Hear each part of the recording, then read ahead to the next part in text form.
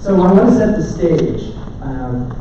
When I first moved to New York City back in 1982, I met a madman, a grizzled madman, and he still had those there. And right before he went off to his 3-martini lunch, and he really did that, where he sat at a table with a telephone, he said to me, "If you think you're 1 in a million, don't get too full of yourself because there are 8 of you right here in New York City." And that was my sort of first encounter with the challenges of differentiation. Now, I started working at JWT on the Listerine business, and it's famous for its industrial strength tapes, right? Everybody knows that. But when I started on that business, they had just come out of the largest, let's see, I need to read that, false advertising judgment in the 20th century. They were made to spend money to say they didn't kill the germs they caused colds. So this took a lot of time and money and energy and a lot of smart strategic thinking to overcome. Now, amazingly, Listerine is still the #1 mouthwash in the United States and in the world. Now, I dust off this old story because it is remarkably relevant today with the challenges that brands face. Trust can evaporate in a BuzzFeed minute.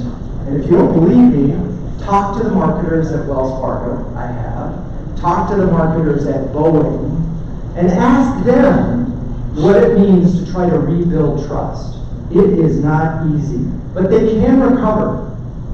And it takes time and it takes meaningful organizational change, best anchored by a renewed expression of purpose.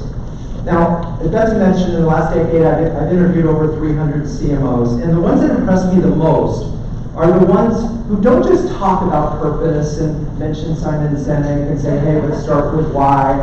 That's cool, right? That's a great place to start. But they're the ones that make sure that the organization takes meaningful actions to back up their newfound righteousness. Let me tell you 2 stories and 2 examples that I think are really interesting. One, 18 months ago, State Street Global Advisors found lightning in a bottle by putting a 4-foot, 8-inch statue called a Fearless Girl facing off the bull, the famous charging bull, on Wall Street. Now, the amazing thing about this story is that within hours, selfies with the Fearless Girl went around the world. They got billions, literally billions of impressions as a result of it. But what it allowed State Street is the opportunity to tell a purposeful story. And it was a really simple story. It was that women on boards, A, are underrepresented, but B, when women are on boards, the companies actually outperform other companies on average. Now, this wasn't purely altruistic. State Street Global had a fund that happened to feature companies that had women on boards. It makes sense. It's all good. Now, since the launch of that campaign, they have cajoled, and it's not just them, there are others, 250 public companies added women to the boards. They literally wrote letters to all of these boards all over the world, including Japan, where there was the lowest representation of women on boards, and they're starting to make strides there. Now, what's interesting here is having started the conversation, State Street had to look inside as well. Turned out they weren't as good at women in glass ceilings as they thought they should have been, so they made organizational changes to break down the barriers to help women do better at their own company. Now, there's a second example I want to share. Several months ago, I interviewed David Edelman, who was the CMO at Aetna. Now, he was determined to rebuild trust and differentiate the brand in a category that ranks, let's see, just below the U.S. government and telco in terms of trust. It's unbelievable how, if they did NPSs, they would be like -30. Now, he was looking to transform Aetna as a company that was essentially known as a no-bird, as in no way we're going to approve that policy, to something that actually would connect with people, that people might actually like. And so he redefined their corporate mission and re-articulated the company promise. Now, before launching what became a public campaign called You Don't Join Us, We Join You, which is an interesting, just think about that language, you don't join us, we join you, that's sort of a commitment in itself. They spent 6 months retraining all of their agents. retraining the agent so that when you called and you said, hey, I'm having a knee surgery, I want to make sure this is approved, the rep was trained to say, oh, well, you know, most people after surgery do physical therapy. Would you like us to talk about some of those options now? And that kind of question and sort of sympathetic understanding of the situation that this individual was going through sort of changed the nature of the conversation. They started to behave, and they were encouraged to behave like humans, which is amazing. So that, it goes a long way to, it's really had a remarkable impact on their NPS. And one other thing that Edelman did, he set up an office of the customer under marketing to make sure that consumers had a direct line to the marketing department, and marketing department had a direct line to the consumer. So he could, if there was a problem, hear about it firsthand. That enabled him to present a new brand to the world. Now the point I'm trying to make, and possibly belaboring, is that great CMOs don't just take what they're given and find a clever way to sell it. That was the Mad Men days. Instead, they have the courage, and I'm going to repeat that word, they have the courage to help transform the organization from what it is, most likely the same as everybody else in the category. I did a recent study for my book. I interviewed 106 B2B CMOs and asked the basic question, is your product different from your competitors? 54% said yes. Then I said, is your marketing different from your competitors? 44% said yes and no. Wait, isn't that your job? 44% of marketers think that their marketing is different than their competition. So, all right. Instead, they have the courage to help transform their organization from what it is, most likely the same as its competitors, into something that is truly, meaningfully differentiated. The alternative is like giving like a French bath to an old hound. It might smell sweet for a moment, for a second, but that dog don't hunt, as they say down south. So now, speaking of courage, and not old dogs, sorry, I'd like to introduce Ben Stuart, who is the Chief Marketing and Communications Officer at Bank of the West. In my book, Ben has earned a PhD in differentiation and has spent the last 2 decades helping brands like SureScripts, American Express, and Charles Schwab cut through despite being in regulated industries. All right, Ben, let's do this.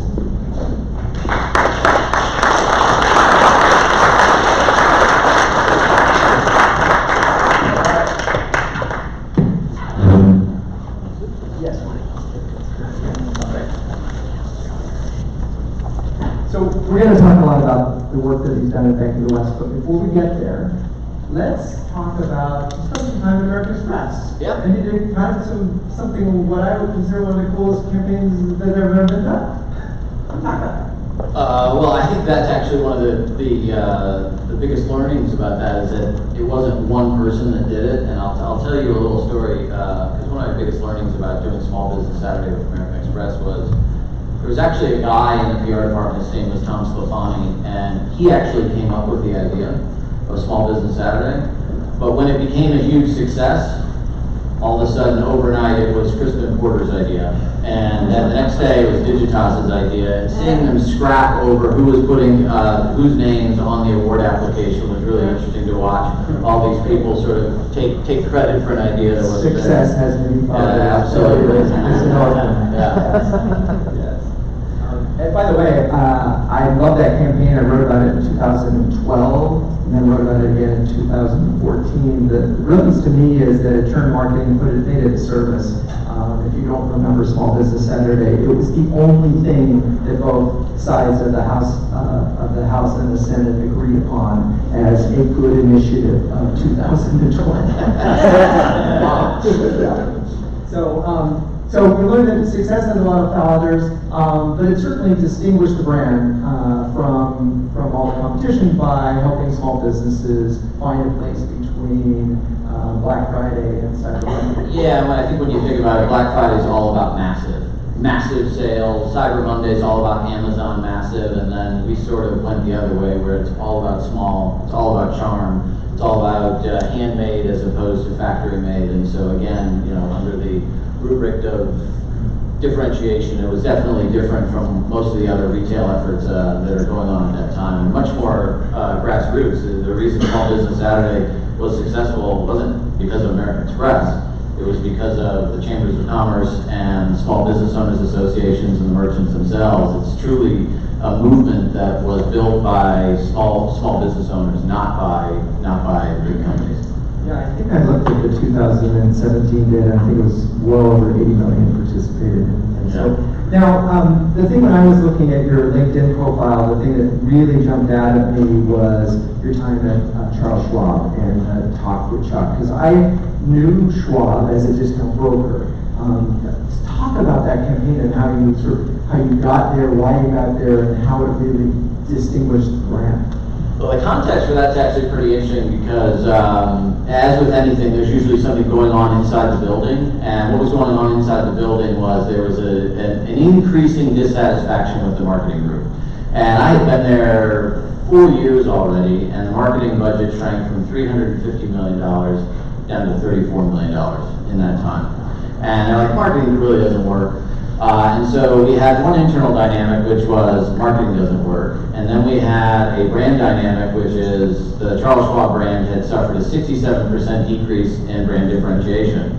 In a world of Scottrade, E-Trade, TD Ameritrade, what was once the original discount broker was now one of many discount brokers.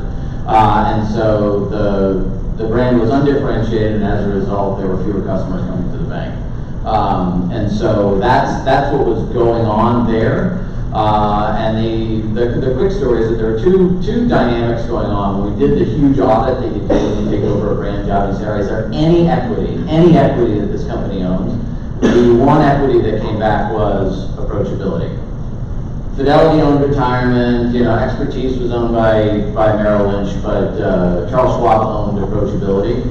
And then the other thing, when you get back down to what was the true authentic self about Charles Schwab, is that the company was founded on the belief that investors needed a better shake from Wall Street. Chuck's biography is Crossing Wall Street, which is a double entendre for, when deregulation hit, all of Wall Street raised their prices. What Chuck did was lower their prices. And so he spent his entire career doing the opposite, and still today the company is founded on the belief that people need to get a better deal from Wall Street than they're currently getting. And so it was really the combination of those two ideas with a little bit of inside baseball knowledge that anybody that knows Charles Schwab knows that his name is Chuck. And so anybody would call and go, oh yeah, I used to go to college with Charles Schwab. We go, yeah, right, click. And so it came out as a way to humanize the company and call it what Chuck's real name is. But also, this is a little on the morbid side, but it's true. This is right around the time that Dave Thomas from Wendy's passed. And we were all very worried about, all right, here we have this great company, he's still involved as CEO. We want to make sure that we're transferring the equity of the human being, Charles Schwab, to the corporation, so we didn't have a Dave Thomas situation. So it worked on a couple of different strategic levels of trying to imbue the equity of the man into the company, own the approachability that was the one thing that we had, and then give people a call to action when they were frustrated with Wall Street. Tired of bad advice, talk to Chuck.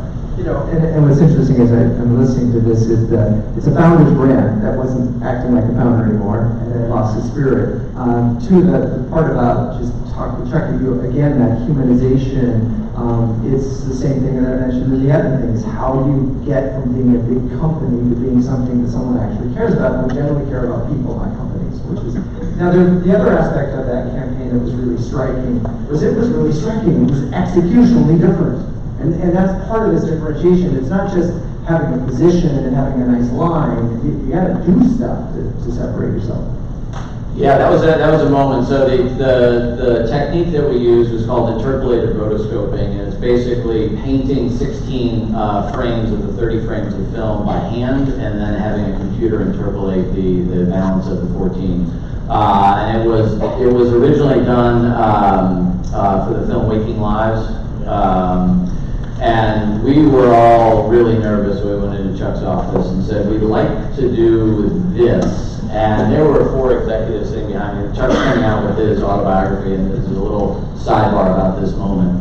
And there were a bunch of executives standing behind me going, this guy's going to fail hard. Because they thought, we're going to put cartoons, you know. This is not trying to protect you. No, God, no. They were sprinkling lamb's blood on my leg. And we showed it to Jacques, said, this is kind of what it is. And if you notice that when everything's animated, you actually listen. When you actually listen, you're not paying attention to the details because you stripped out a lot of the detail that your brain tends to focus on, and you end up focusing on the words that are actually coming out of folks' mouth. And Chuck got it instantly, and he goes, turned to the CMO and goes, you're going to take us to the next level, huh? That was it, and there were 4 people behind me. How did that happen? They did not see that coming. That's a courageous moment. Yeah, for sure. I love it. Okay, so let's fast forward. You arrive at Bank of the West. What was the situation? And we can certainly show the video now, or you can describe it and then we'll show the video. Yeah, maybe we'll talk about it and then we can show this goofy video I did. The situation was that this was like a utility bank that no one cared about. It operated in the background, and it was a bank that had all kinds of lines of business. It had a consumer business with branches, it had a commercial business, it had a small business division, had a wealth division, had a personal finance division. And, you know, the branches retired, the face that it put out to the market was pretty much, we used to be good, but we're no longer. And when I started going through all the data, you mentioned NPS, I went through the NPS data, nothing interesting there. I went through the JD Power data, nothing interesting there, and it also became clear that, we may talk about this later, but that every single retail bank reads the JD Power stuff as a Bible, and therefore the experience is completely undifferentiated bank to bank because they're all reading the same rule book. You walk in, greeting's important, so everybody greets you.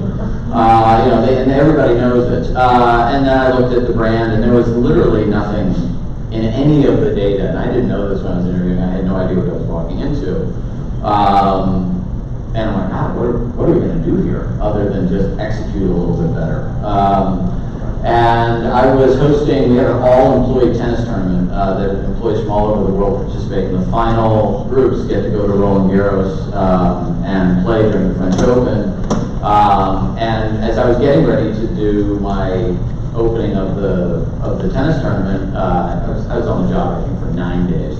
I started just doing some research, and I found out we don't finance fracking wells, we don't finance Arctic drilling, we don't finance coal-fired power plants, we don't finance tobacco, we don't finance palm oil if it's not done right. And the little light went on and go, wow, this is a fundamentally different bank than I thought it was. And a lot of that was coming out of Paris. We're owned by BNP Paribas, so they had put all of these investment policies in place in 72 countries.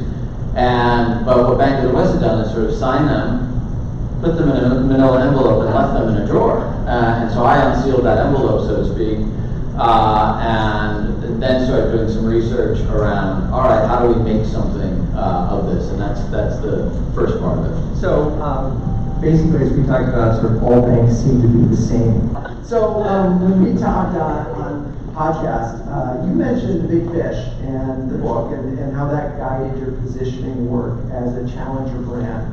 Can you sort of walk us through? I mean, one of the things we didn't talk about is, I know where you ended up, but you had 6 positionings. I mean, what were some of the others? And what did you find out in this process? Well, we did some because we had obviously some business leaders who wanted to do something around simplicity. We want to be the simple bank, so we put a positioning together around simple.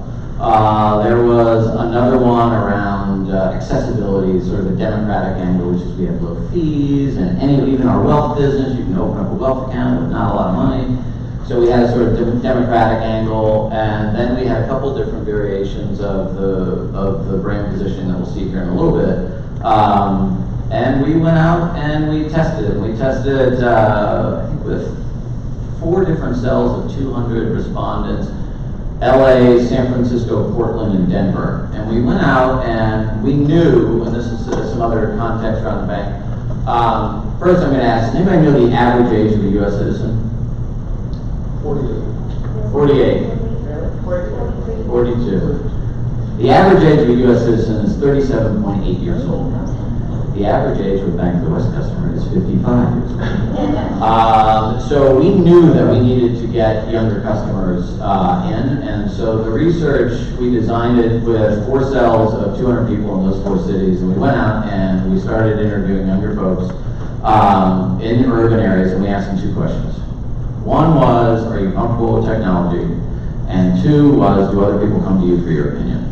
And we figured if we could get a younger person who was techno-savvy and an opinion leader in their circle, that if we could convince these people that this bank was worth going to, that would have a strong pull for other circles around that person. So after we did the research, it was unanimous that a sustainable positioning, there was an opportunity for a bank that was about sustainability and about sustainable finance, was incredibly different from everything else that was being talked about, and importantly, incredibly motivating, particularly to the younger folks, knowing they're looking at their own personal supply chains, and they're looking at, wow, what's my carbon footprint? And the thing that we discovered is that most people don't even think of their bank as part of their supply chain. They don't think of their bank having a carbon footprint, and they certainly didn't have the aha moment of, when you put your money in a bank, it doesn't just sit there. It actually goes out in the world and does things. And you want your money doing those things in the world. And, in San Francisco, we articulate it as, don't protest something on Monday just to have your bank finance it, the next day. So that was at the core of the idea that came out. So there's several things that if we can unpack. One is the research. It's interesting to me. If we're trying to differentiate, that means we can't appeal to all people all the time. So your research focused on a very select group of people who you hoped would be sort of amplifiers, influencers, if you will, and sort of help you extend the value of your dollar. So that's number one. But I want to get to now that the other notion is, you say that you're sustainable. Cool. Okay. But you got to do something. And you guys did something, and it actually had some significant business impact in the short term. Yeah, so we absolutely did something. It wasn't just like we said we don't do it, and moving forward, we actually had to call fracking companies, coal mine companies, petroleum companies all across the U.S. and say, we're not going to bank you anymore. Put a nice bow on this thing. It isn't a strategy until you say no to something, until it costs you something somewhere. That's a big cost. So now one can imagine that there was some upside in some other states that were a little happy to do that. So let's start talking about how you got this message out there. Well, the first thing we did is we took I've had some very good luck with outdoor in my past lives in terms of its pop-up blocker proof, its DVR proof. So we did an analog digital mix. We took the entire media plan and made it digital. As you guys know, every set-top box, every cable box, every satellite box is an IP address. Every Hulu destination is an IP address. So we turned everything over into an addressable digital video buy, and then we augmented that with outdoor in key cities like San Francisco and LA. And the business responded. So right now we have 3 different data sources, and every single one of them tells us that when we're in market, business goes up 30% with new customers. And might be used to maybe show it. Yeah, let's show this at 15.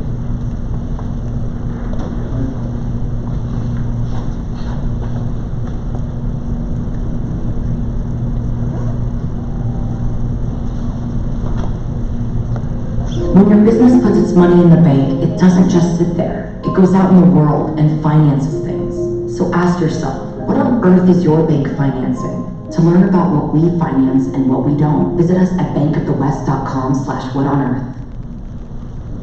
So I don't know. There's no puppies or grandmothers in it. No, and one of the things that idea that never really thought about it, I wonder if any of you folks have done, is that your money, and you use this language, your money has agency, that your money that goes into a bank actually does something. I just like to put it in there and all you want to do is make sure it was still there when you checked your account. And so that's a really interesting, somewhat cerebral idea. Really something to bring forward. Other question, I have a lot more questions, but does anybody? Yes, please. So you talked about the revenue loss, but how did that pan out? Actually, the marketing went up, revenue increased. Yeah, so we've been in market since July.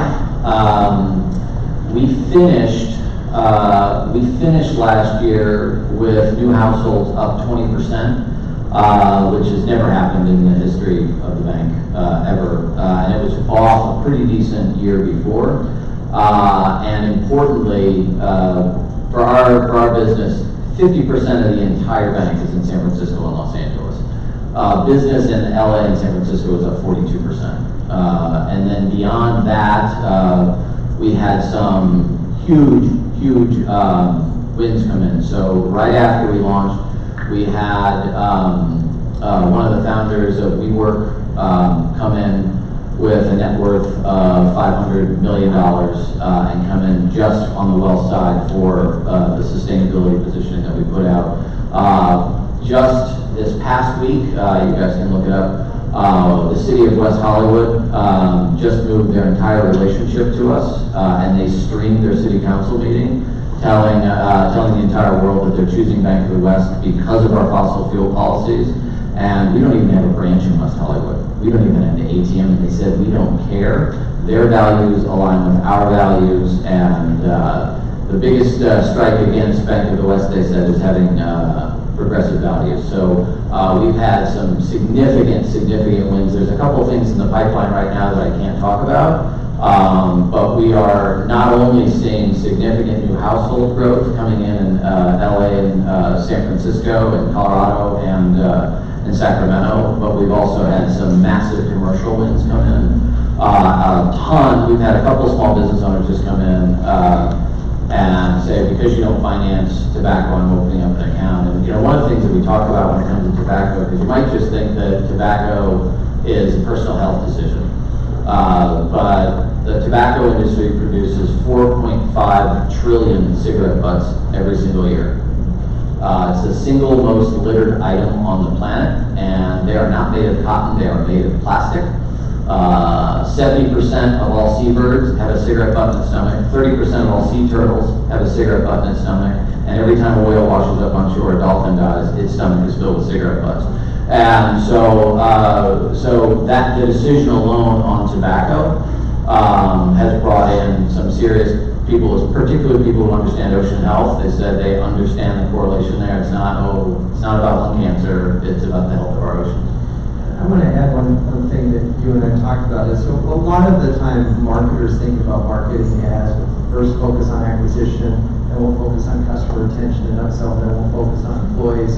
And the interesting thing about this campaign is that it had a huge impact on your employees in the ability to recruit and retain. Can you talk about that?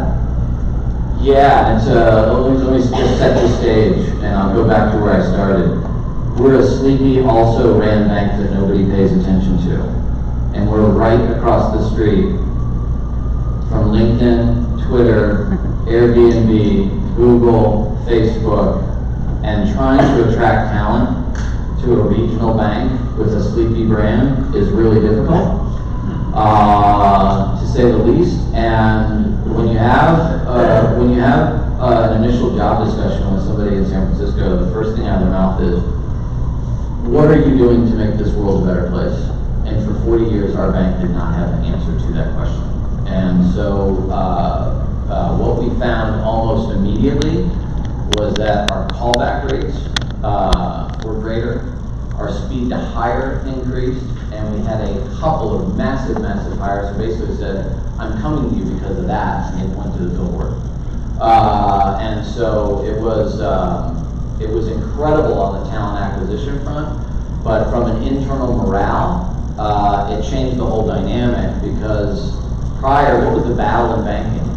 And eke out a couple more basis points of return. It was awesome. doesn't really motivate anybody. But now, when you've got a much deeper story and you realize that you are actually playing a meaningful role in the supply chain for people, and that there's actually a way in which we are incredibly superior to Wells Fargo, who is the world's largest fossil fuel bank for tar sands exploration. If you don't know anything about tar sands exploration, it is the most disruptive and environmentally harmful way of getting oil out of sand. So the Keystone Pipeline, all that, the largest single banker to the NRA.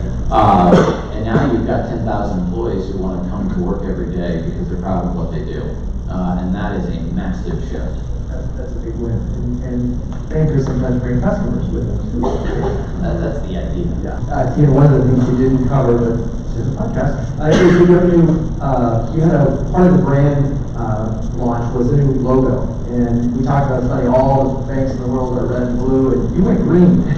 I didn't go green. Our logo is the logo of BNP Paribas, and so, but it was an asset, But it's also the starting context again is unaided brand awareness for Bank of the West in our footprint is 0%. Unaided brand awareness for BNP Paribas in the U.S. is 0%. And so we were not only introducing a new idea, we were essentially introducing a new brand to the U.S. because for 40 years our logo was a bear. Well, it's a fine logo, but it's also the mascot for Cal Berkeley. It's also on the state flag. It wasn't talking about not being able to own it.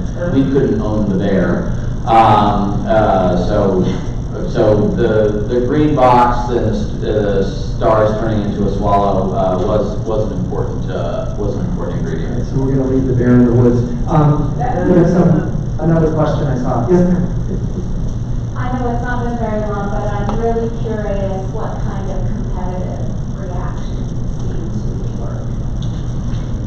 We haven't seen very much competitive reaction. There are two things that we're keeping our eye on. So there's a bank called Amalgamated Bank, which is actually the bank of the Democratic National Convention, and they have a very, very similar story. And then you've probably seen on television a bank called Aspiration Bank. They have a very similar story. So that's not necessarily a reaction, but we've seen other lookalike models come up, and they're not copying us. I think this is a good idea. But we're lucky because Amalgamated Bank is on the East Coast.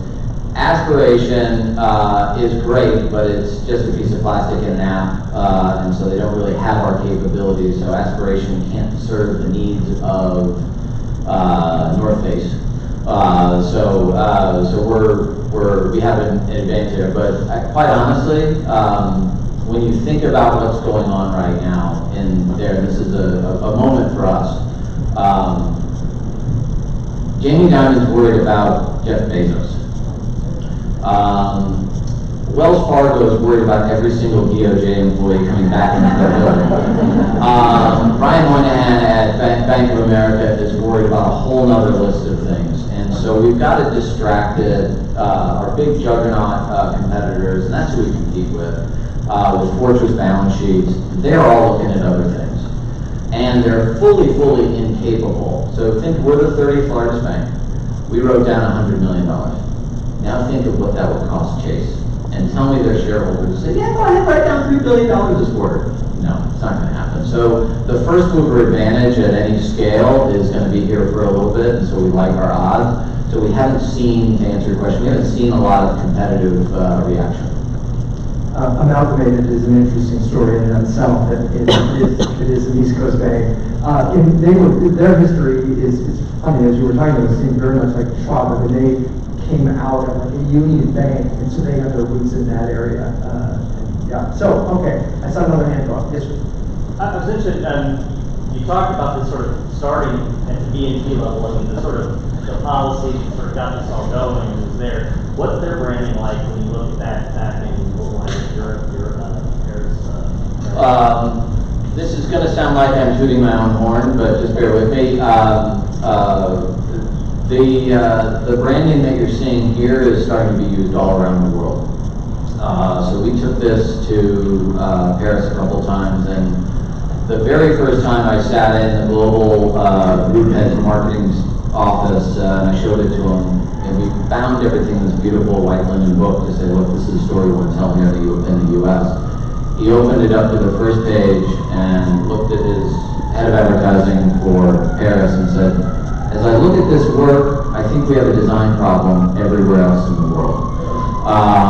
And then the last time I went over to sell the next round of work in, we put a video on, he hit the space bar and he goes, pause, he goes, pointed to the same person, goes, I want to see this green square everywhere around the world. They were using a very, very traditional advertising approach with a very complicated sort of mechanic in the advertising where there's a twist and there's a goofy visual and there was a very templated approach to how the work got art directed, and they're using this. So this tiny little bank from San Francisco is now dictating. If you go bypass the branch in Paris, it looks like this, the branch windows.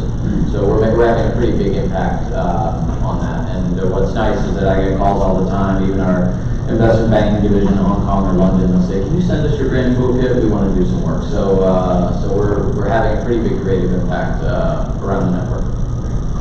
Other questions? I have one more for you. One of the things that that we talked about was that you had to make HR a friend. I thought that was really interesting. That was one of the first people that you made friends with. Why? Well, there's the old phrase, it was Peter Drucker who I said, but it's strategy, or culture eats strategy over breakfast. And there used to be a trend where the CMO was really good friends with the CIO or the CTO. It's all about tech and it's all about data. I've actually found that it's your employees who are in charge of keeping the promise you make to the marketplace. And so I've always felt that behaviors, and I don't talk about values, I'm not a very big believer in brand values. I'm a very big believer in brand behaviors, because I think values are vague, behaviors are specific. You can evaluate somebody on behavior, you can't evaluate somebody on value. Values only manifest themselves as behavior. And so partnering with the head of HR on things like employee value proposition, things related to culture, things related to behaviors are really important because your employees keep your market promise for you. Last chance for questions. Oh, yes. To that point, is there an internal campaign with your employee audience in terms of living the brand? Yeah, there's a lot of them. And that's actually, it's one of the things, what we did is we did some agile sprint teams. We do an employee survey every year, and we identified some agile process sprint teams to go address some of the things. And one of the things that our employees told us is, we want to know how to live the brand a little bit more. And so we're doing everything from Meatless Mondays to Bike to Work. We're doing competitions on that. And the nice thing about my job is not just head of marketing, I'm also head of communications. So all corporate comm comes through me, so I get to feed the dog food right back in. It makes the job a little bit easier. Well, I think being a West Coast bank, your geography being more of a progressive area probably has helped your campaign. As you're looking at some of your neighbors, I have a two-part question. Has it helped bring in some of your, kind of big startup business on that front? And then the other question is, as you look at growth, how are you looking to expand, either regionally or across the country based on this campaign? How is that kind of factor? I'm absolutely not answering that last question. I will answer your first one. The first one is we have a particular focus with female entrepreneurs. And the very interesting thing about the bank is we're the only billion-dollar bank in the U.S. that is led by a female of color immigrant, and so we are highly differentiated from the very, very top of the house. 40% of our executive team are women, and so we have a great story to tell female entrepreneurs. We have a platform called We Connect for Women Entrepreneurs Connect, and so we are getting quite a bit of traction on the entrepreneur side, with particular emphasis on female-led entrepreneurs. The last question, no. Sorry. But it is important to note, I mean, just to get a sense of it, California is the 5th largest economy on the planet. It's bigger than the UK, it's bigger than France. And so our first job is to make sure that we are a great bank in California. So while we are the 30th largest bank in the country, we are the 6th largest bank in California. And so our job is to own California, and which is a difficult task, but an achievable task. I'm curious, how many of you, raise your hand if you work for an organization that is purpose-driven? How many of you wish you worked for an organization? Okay, so that's what attracted me to this story. You know, it's hard to talk about differentiation today without also talking about purpose. Those two come together. There's a very interesting reason why, and I will go back to Simon Sinek's book, in that if you differentiate on purpose, chances are that purpose is very personal. It relates back to the very essence of the company. So it's harder to differentiate without having a clear purpose. I love the fact that you talked about, we don't talk about values, but we talk about behaviors. And anytime I see value statement in a company, when you walk in the door, I know I'm in trouble. Because that's not what makes the difference. The other thing that I found so interesting is in your journey to be a challenger brand, the research that you did, again, just focused on a key group of people. Often when you do research, you're looking for, it's mass, and you're thinking, we're going to go for it. And even though you are stealing share from the largest brands in the industry, you're stealing very specific share that will drive your demographics down. And so that, to me, is another part of this story. We talked about this, that there's a lot to be done. What's next? What's next, I would say, is everything. What I mean by that is we're so early. We're so early in this process. Our global CEO thinks that it takes half a generation to flip the culture, which is 10 years. We're about 2 years into a 10-year journey to flip the culture of a company, and so we're very, very early days. And the thing is that it's easy in an artificial environment to see the work and go, oh, this makes a lot of sense. But it's very difficult when you don't have massive budgets to go. We still have to get this story out. We're working, trying to be as creative as possible to figure out how do we go into certain ecosystems. So there'll be more news here in the coming weeks, but we are looking at 1% for the Planet, which is an organization founded by Yvon Chouinard, who founded Patagonia, and it is a membership-based organization with 1,900 companies where all companies agree to give 1% of pre-tax revenue back to environmental causes.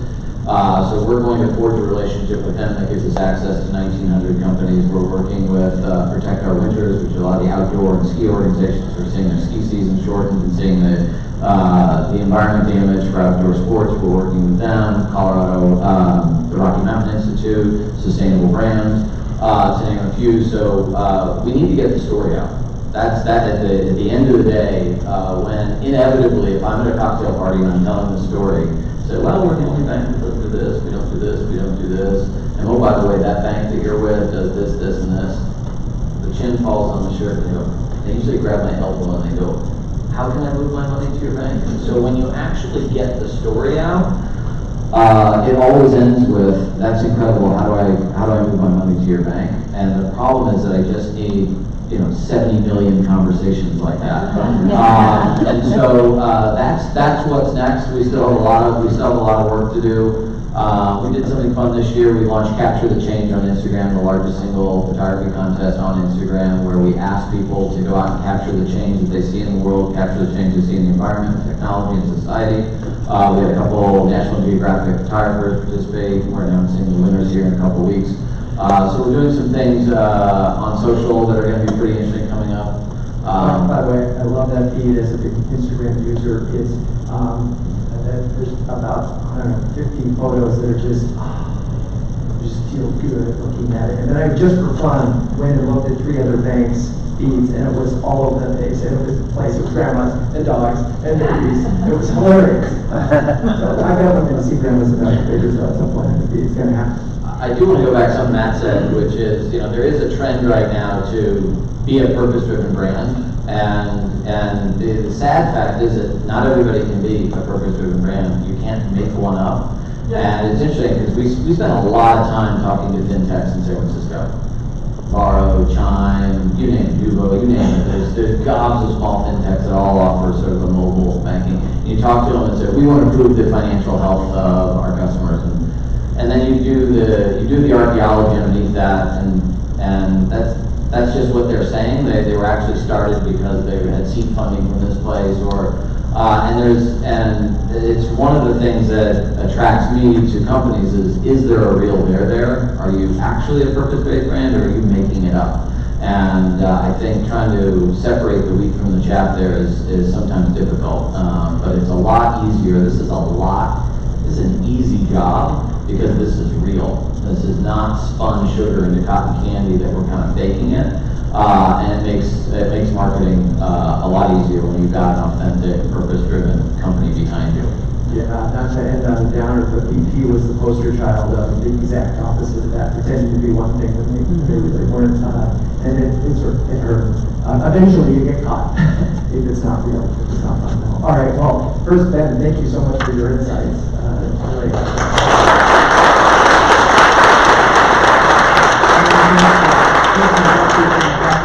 This is a great thing. I wish we did this more in New York, so maybe you'll do a road show. So thank you all for coming. Thank you.